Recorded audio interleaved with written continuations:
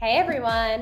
This week on Great Chat, we are naming names, but don't be afraid, we're dishing on our all-time favorite managers and what it was that made them so great. And remember, each week we answer your questions. Don't forget to submit them at anothergreatchat.com. I'm Ashley, and this week I'm joined by Sally, Helen, and Matt. Angela's boycotting this week's topic due to her love of flat org structures. Just kidding. Hi everyone. Hey, Helen. Hi guys. So is everyone still obsessed with the Met Gala pictures? Do you have any favorite outfits? I felt like this year was kind of a flop. I'm not gonna lie. I did cover the Met Gala one year. It was the year that Apple co-hosted, and so I got a spot on the red carpet or blue carpet. I forget what color it was, and I was like cordoned off in this like section with all the other like digital YouTubers and Tim Cook was there, Elon Musk was there, and Travis Kalanick was there. And I think I froze when I had to ask him a question. I screamed across the red carpet saying, "How did you get to the Met Gala?" So that was my one traumatic Was the moment. answer Uber? Did he say Uber? No, Was he on brand? He was not. He took a black car. The other funny thing was Elon Musk, nobody recognized him that year. And so he was awkwardly standing at the top of the staircase. I need to find this photo. But anyways, back to this year. I know we were saying that we saw a certain someone. We saw Greg Brockman on the carpet, and I thought that it was so interesting. So here's the thing. I love the Met Gala. I'm one of those people who's been like watching it every year since high school, looking at the outfits, being obsessed with what people are doing. And I think that it's interesting. I didn't used to notice the tech people because they typically didn't have like super interesting outfits. They still don't, unfortunately. But I do think that it's interesting, the AI at the Met Gala, like in this place that is celebrating art, while all of these conversations about OpenAI's impact on art and AI's impact on artists, I just thought was like a really interesting choice for them to invite Greg and to invite folks from OpenAI. And I think that that's like it's just an interesting thing to see the symbiosis of the fashion community and the tech community, particularly like in this new advent of AI, when there's been so much like very vocal and very loud backlash, to see that in these corridors of like where there's a lot of true decision makers, they're actually working together. And I think that was cool to see. Interesting. Maybe the Met Gala is where they'll broker a peace treaty. At the opposite end of the glamour spectrum, did you guys see all the Alcatraz memes sparked by Trump declaring that Alcatraz should once again be a federal prison for like the most violent offenders? And so at least my Twitter feed was having a lot of fun coming up with alternate ideas for Alcatraz. And of course, like Alcatraz today is what, like a museum or a site you can go and tour, and they have parties there. The audio tour just for the like classic sort of prison walkthrough is incredible. If you've never done that, you're in San Francisco, go. Like they have voice actors playing the prisoners, and as you're walking through it, you learn about like, oh, when people broke out of this place, and it's wild. But does anyone here have any creative ideas for what Alcatraz should become? I'm all about the Alcatraz. And we can have nice boats shuttle us back and forth. And Mac, I know you're thinking the same. Don't even. She's going to put a factory on Alcatraz. What are you talking about? What are you even talking about? I do also love that like Trump was like, it's one of the most dangerous prisons, but he like forgets to mention that every year there's that swimming competition around Alcatraz. Yeah. It's like called Escape from Alcatraz. Yes. Yeah, it's one of the most beautiful scenic little swim sessions. We could also go full San Francisco and have it be like a 1-2 punch of like cycling and longevity clinics and oh my god, I just like rock climbing. No, it would be great. Matt, longevity clinic was my idea. I feel like, I don't know, like Brian Johnson or someone should take it over, and all the biohacker bros could be there. They could all do their like shots of olive oil together. They could compare their like nightly erection stats. Like we could just put them all in one place far away. Or just like the permanent standing Perfect. of Burning Man. I did That not could think also be erection it. would be a word that comes out on this pod this week. I think I've actually used that word in conjunction with Brian Johnson before. So clearly I have a That's like true. bingo card I'm going for. How do we not segue from erections to the sperm Oh race? no. Which I shared in the group chat like months ago, but then I feel like there was like a whole resurgence because it I actually missed happened it. this past weekend, right? Do we Who know who the won? winner was? Yeah. Anyone? No? All right.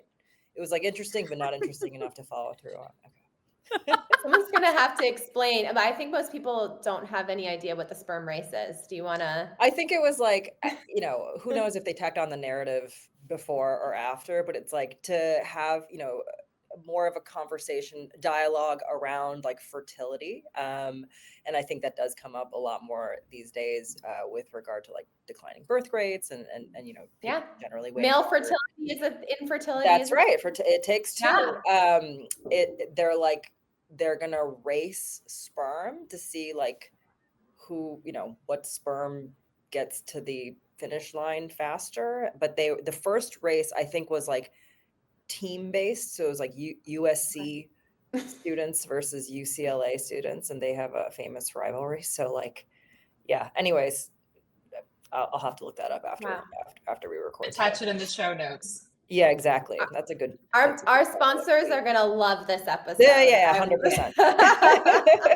All right, I'm going to take us over to main topic today. So last week, I was a guest on a podcast called Best Manager Ever, and it's really fun because like your former direct reports are the ones who have to nominate you, and it's like a very long podcast where I talk about all these sort of stories on how I became a manager and sort of my philosophies. But one thing I was thinking about as I was listening to it was I didn't really get to talk about like the managers that influenced me. And I think a lot of folks are, on their journey to becoming managers. And, I had a sort of curiosity from this group. It's like we've had careers and we've had many managers to shape, who we become as managers. And so just curious, like, who was your best manager? And, what would people today, who are like on their journey for management, like what were some things that, your manager did really well that you like passed along or you think other people should, consider as they're like thinking about management? Yeah, I mean, this is like an easy shout out for me.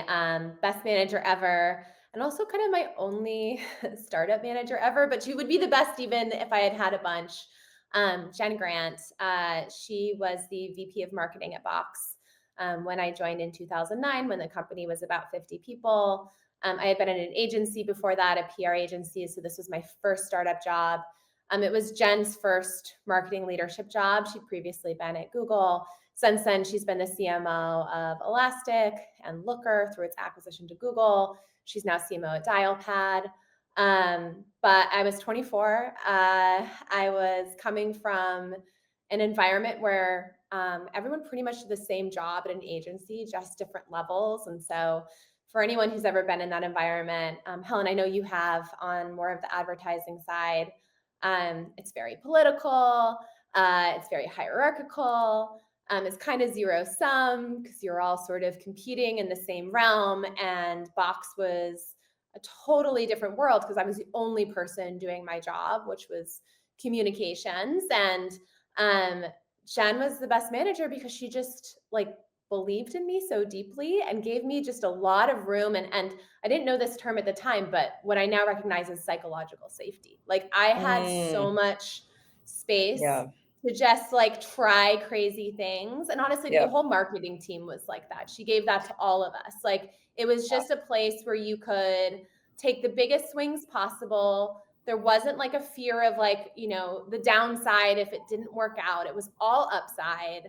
Probably really important for creative roles, right? Like in particular, where you have to feel safe to take risk. I mean, I think one thing that I was reflecting on is like, we've all had managers, people have many managers throughout their career, but I think that the ones that you have really early in career have like an outsized impact on who you decide to become and like, the decisions that you make, that you're going to like keep this part or like oh, that's a model of what I don't want to take with me, on my management journey. And so, a lot of the thoughts that I was going through, like thinking through all the managers I've had, is like a lot of them, even if they were in both good and bad, were like so impressionable, like in my very early 20s, right? Did you guys does that resonate with anybody? And like sort of like when you think of best manager ever, like early in career folks? Yeah, I would say the same. Like, so my shout out's also an easy one. So Todd Bonin was the executive producer at CNBC. And when I joined, I didn't know what I was doing, and we had started to think about a tech show for the first time ever on the network. And I was 26 years old, and I like sketched out on a piece of paper what like the conceptually the show would look like. And I pitched this idea to him. Again, I've never like built a show before, and um, he really gave me the wings to allow me to pitch these like wild, crazy ideas and not be and have my voice heard in the room and actually take it into consideration. He's still, I think, probably one of the best mentors at the network. A lot of our reporters, both on air and digital, still go to him for advice. And when I first moved over to San Francisco to run the San Francisco bureau, he gave me actually really good advice. And I think a lot of the like early risers in career might go through this as well, where you have a lot of friends who are also your colleagues, and then overnight you become their bosses. And how do you change that dynamic? And when I first moved to San Francisco, I didn't know anybody here. I didn't have a ton of friends here. I didn't have a huge network here. And so like my bureau and my team were the people that were also my friends. Todd gave me a really good advice back then of to separate between friends and being their mentor or their manager, which was really hard at the beginning. I'm so glad though that I was able to maintain that separation. Now that I've left CNBC, it's they're one of my closest friends in San Francisco. But these are like mini advices that really shaped how I managed the team and how I was able to grow, because when you're younger and you are trying to manage and you don't really have a handbook and you're kind of given this plate of teams, it's really hard to do. So I think it really like helped me kind of shape how I manage, and how when I'm training the next level of managers, some of the advice I've given them. And if I didn't get that advice in my like early 20s, I think I still would be quite lost on where things are. I think, yeah, that's a good point. Like a lot of folks, especially early in career, and as a company is going through phases of hyper growth, right? Like they need a lot of people to move into who are peers to move into management roles, and that can sometimes be awkward because you are, now a manager of people you considered your friends and your peers, and you have to figure out how to draw those lines. I think one thing that I mentioned on the podcast was like a piece of advice that I gave one of my directs, who actually ended up also being on the show and nominated, which was like, don't compete with your direct reports. I think that part's really hard to remember, because as a manager, you really have to get the satisfaction and, sort of like self fulfillment. Like it needs to be enough that your team members are performing well and that they're succeeding. You can't, be waiting for the praise and recognition either. And so that was something that we talked about a little bit. My philosophy on management is that there's two things that are pretty fundamentally true. Like you need to have some degree of like sway in whatever organization that you're working at as a manager to be able to like make things happen, both for your organization and for the people that work for you. And then the other like obvious one is just being like pretty great at your own job and also understanding what the outcomes of the person who's working for you need to be. It's less that you need to understand their day to day. It depends, because there are certain places where you definitely do. But at the very least, understanding what needs to be accomplished by like what the reasonable expectations are for the person that you're working for. I think someone who did this really great in my experience, like again, like I said, I've had a bunch of great managers. I've been crazy lucky. But one that comes to mind is Erica Dorfman, who she was SVP of God, we changed titles so many times, but when I was working for her, we were working on financial partnerships. I was working on financial partnerships under her team. I think she was SVP of capital at that time. Is this at And Brex, Max? yeah, this was at Brex. Yeah, she was just like a very like regimented and organized person. She's like she's always the smartest person in the room, and like working in this space where everything is so incredibly organized, defined, like any little mistake can get you in a ton of trouble. It was amazing to have someone who had like such a strategic mindset and who was so deeply knowledgeable. Um, I I learned so much from her, and it was an amazing experience. Big fan. I have a question for all of you guys because you guys have been through the venture journey. I am, especially given that it's an entrepreneurship model. How does that management relationship work for, and maybe for like an associate or a principal at a fund, where you don't have the traditional, manager boss structure? How should people think about that? Okay, I'll take that one because I think that like venture used to be a lot smaller and people used to self-select for a career in venture, and they knew going in that it's like I think I've heard people talk about it. It's like swimming. You're on a swim team. It's like an individual performance, even though you're part of a larger team, versus like soccer or basketball where you're like interacting with teammates all the time. And so I think typically in the past, like people self-selected for that, and it was a small cottage industry. And now, venture's gotten a lot bigger, and there are these mega firms where like there are layers of management, even on the investment side. I think that's probably more typical on the platform side, where it like looks a little bit more like a startup or just a regular company. And so, I think that like a couple of things. One, resourceful people early in career will figure out how they get the management and mentorship that they need, without like taxing the investment team. Because I think then, it's a tough position to be in, because on the one hand, you want to show that you're independent and you're resourceful and like you can get things done without a lot of hand holding.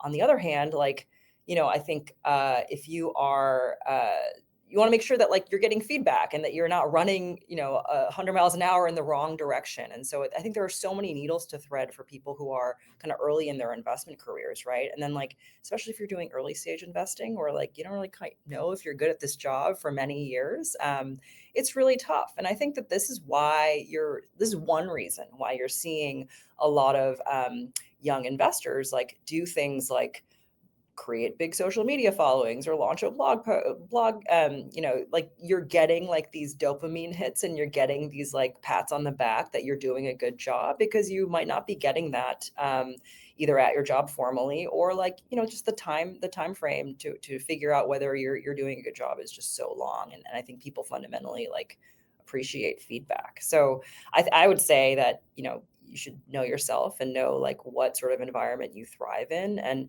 personally for me, like I'm somebody who does better with a manager who pushes me, who has high expectations, and like I don't want to let them down, right? So it's been interesting for me to be on this emerging manager journey. And frankly, like Ashley, for the last couple of years of my operating career, always reporting to co-founder CEOs who, rely on you to be really resourceful, because no one was going to teach me marketing, right? Like that, they're like, that's what we hired you for. And, I had to like take it upon myself to figure out how to level up my own executive skills.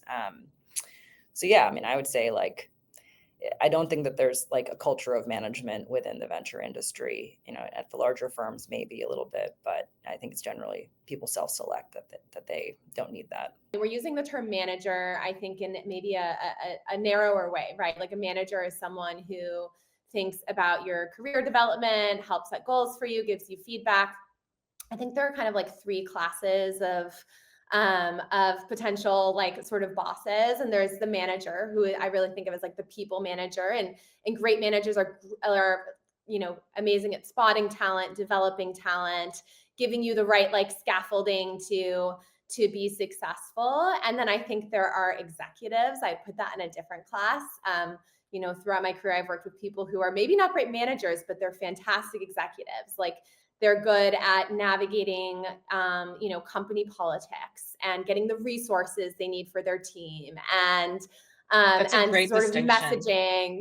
messaging their org internally and externally. And I don't mean to sound in any way cynical about this. It's a very important skill set, especially in larger organizations.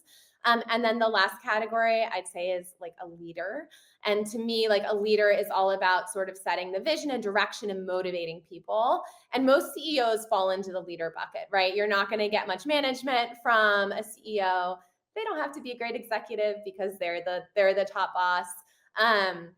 And so I feel like I've spent most of my career, aside from those early years with Jen, just reporting into leaders, which is like a very different, as Helen alluded to, a very different arrangement. They're not going to give you a lot of hand holding and feedback and goal setting. I think they can give you something that is so important, which is like belief and trust, right? To me, that is the most important thing you can get from someone, whether they're your direct boss or they're the leader of the company. And I was reading this Sam Altman piece that always seems to like pop up in my Twitter feed every couple of years, called How to Be Successful. I don't know if you guys have read that. But one of the like 13 things he outlines is having like almost delusional levels of self-belief. And to me, that sounds so nice. Like, inject that into my veins, please. I feel like I'm someone who has to like keep proving to myself that I can do the thing I've set out to do. And maybe that makes me work harder, and maybe that's a good thing. I don't know. The delusional self-belief is not something I've been able to tap into yet, but I have absolutely tapped into a leader or a manager's like belief in me. And I've been able to, I think, do that for people who've reported into me. And that is the most like intoxicating and motivating thing I think that like a manager or a leader can do for their org and for the people under them. And I think this is why founder-led companies are so successful, is because the founder is so good at like motivating people around an idea. And then I think the ones who are truly excellent, like really like trust the teams under them. That's super interesting, and I love the framework of the three types of sort of like managers or folks that you look up to. But it makes me think about a topic that like we talk about a lot in the group chat. It's like hybrid, remote, and in person sort of work, right? Because Ashley, some of the things that you mentioned are things that like you pick up on, right? Like an executive, are they a great executive? I remember just like learning through osmosis, because if Facebook had an open, sort of Dropbox like had like an open floor plan, right? And like, even if you were not talking directly or meeting directly with Cheryl or Zuck on a daily basis, like you are seeing the way that they carry themselves. You are seeing the way they communicate in a meeting and how they, manage tough conversations and like, sort of like bring the team along with them. And I don't know how much you can capture that in Slack channels and over Zoom in a bunch of boxes, right? Like Zoom has all of these limitations, like body language being one of them. Like you just really see, everything from the shoulder up. So that's making me think about like kind of what leadership and management and executive skills you kind of learn, in like hybrid or remote work, and how much of that translates. But I think what you said last about like how it really, that maybe the most important thing or the most impactful thing is like how you help your team members really have delusional levels of self-belief. I think that can actually be done okay remotely. But the other stuff, I'm kind of like, I wonder how you do that and I wonder how that scales. I'm curious for both of you, Ashley and Helen. I think this like dynamic of reporting to a CEO and not, and you guys both have had great CEOs as leaders and bosses. What happens in a scenario where they're micromanaging? And I feel like a lot of founders or CEOs get very heavily involved in like marketing or comms or social, and maybe they have no experience in it, but they're very vocal about it. How would somebody deal with that kind of dynamic? Yeah, I think that when you take that job and you know that you're reporting to a CEO founder, I'll just speak for like the marketing comm side, like that this founder, like the brand is their baby, and they are completely, it makes total sense that they are going to be precious about it, and the way that that's going to show up is going to be micromanaging it sometimes, right? So hopefully, like I think when you take this role, you are understanding that you have a job and your job is to manage the team and fulfill your duties, but you also have to really manage the CEO too, right? And so hopefully, like when you're going in, you have sort of establish like what that piece of the relationship is going to look like, and that you're working continuously on the trust that's required to be able to push back and say like, I think this is a situation where like we are really going to be objective driven and think from first principles on how to get something done. And, to what extent are we actually able to do that? Like, or if this is the part that you want to own, like own it, but let's talk about like where the handoff is. And so I think so much of that I'd had learned through trial and error too, right? Like, because on the one hand, it's their baby. On the other hand, like, you were brought in for a reason, right? And so these are all delicate things. There's not like a perfect answer or a perfect way to handle these things, but it's like learning over time, and trust is so paramount, because you can't do any of those things or have that conversation unless like there's trust there. I think there are two very different flavors of micromanagement. One comes from a place of caring deeply, and the other comes from a place of like not understanding the value.